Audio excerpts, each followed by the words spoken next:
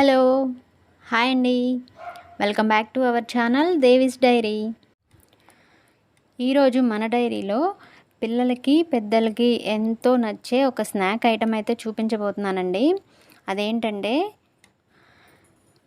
ఇందులో ఎన్నో proteins, calcium, vitamins, ఎన్నో హెల్తీ ప్రాపర్టీస్ ఉన్న మూంగ్ దాల్ని ఇంకొంచెం టేస్ట్ యాడ్ చేసి క్రంచీగా ఎలా తయారు చేసుకోవాలో చూపించబోతున్నాను.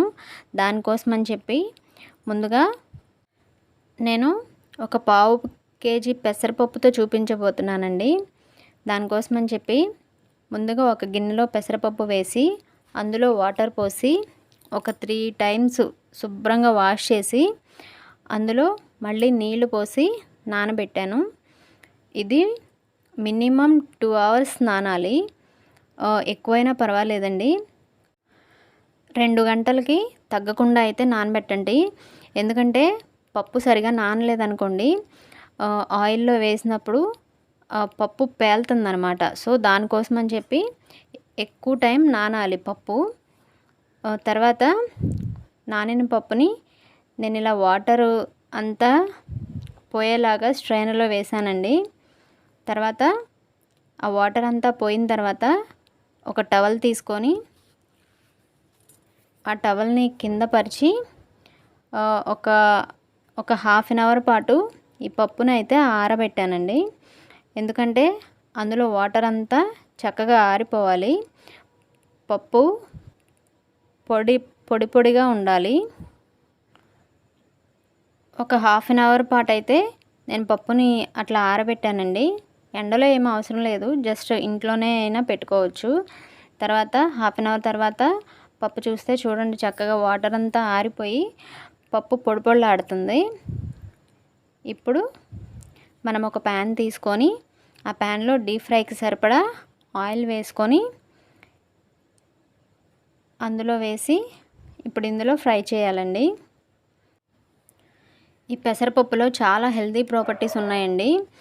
అందులోనే ఇప్పుడు సమ్మర్ కదా, వడదెబ్బ తగిలిన వాళ్ళకి, చెమటకాయలు వచ్చి ఇచ్చింగ్ ఉన్న వాళ్ళకి, దురదలు వచ్చిన వాళ్ళకి ఇది చాలా హెల్ప్ఫుల్ అవుతుంది. అండ్ వెయిట్ లాస్ అవ్వాలనుకునే వాళ్ళకి కూడా ది బెస్ట్ సోర్స్ అండి ఇది. ఒంట్లో వేడిని తగ్గిస్తుంది, బీపీని తగ్గిస్తుంది. ఇందులో ఐరన్ కంటెంట్ ఎక్కువగా ఉంటుంది. మన పెసరపప్పు అయితే చక్కగా ఫ్రై అవుతుందండి. అండ్ ఇంకా ఇందులో వైటమిన్స్ కూడా ఉన్నాయండి. Vitamin B and vitamin C and proteins కూడా ఎక్కువగా ఉంటుంది. ఇందులో ఉండే ప్రోటీన్స్ అండ్ న్యూట్రియంట్స్ వల్ల మన హెయిర్కి కూడా చాలా హెల్ప్ఫుల్ అవుతుందండి. హెయిర్ హెల్తీగా పెరగడానికి చాలా యూస్ఫుల్గా ఉంటుంది. ఇప్పుడు నా పెసరపప్పు అయితే చక్కగా ఫ్రై అయిపోయిందండి.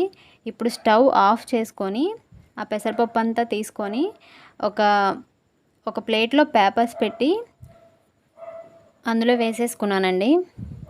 నేను ఫస్ట్ హాఫ్ పెసరపప్పు మాత్రమే వేశాను, ఇంకో హాఫ్ ఉంది, అది కూడా ఫ్రై చేయాలి.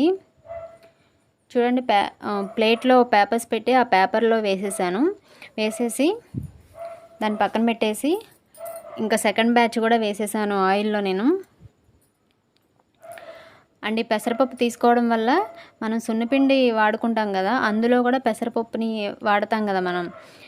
ఎందుకంటే స్కిన్కి కూడా మంచిది కాబట్టి, స్కిన్ చాలా సాఫ్ట్గా రావడానికి కూడా ఉపయోగపడుతుంది కాబట్టి మనం సున్నిపిండిలో కూడా వాడుకుంటాం. అండ్ ఇంకా ఇమ్యూనిటీని కూడా బూస్ట్ చేస్తుంది, మనలో రోగనిరోధక శక్తిని పెంచుతుంది.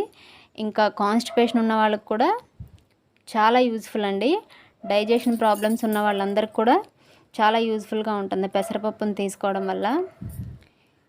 ఇప్పుడు నేను రెండోసారి వేసిన పెసరపప్పు కూడా చక్కగా ఫ్రై అయిపోయిందండి.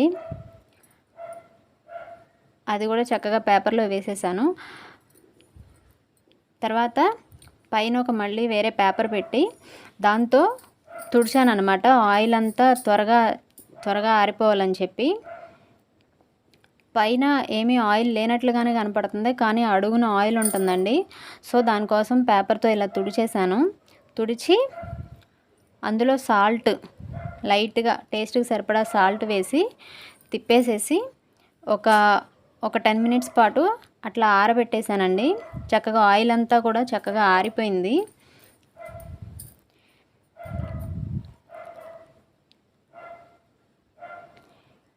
ఇప్పుడు మన మూంగ్ దాల్ అయితే tasty and crunchy moong dal అయితే రెడీ అయిపోయిందండి.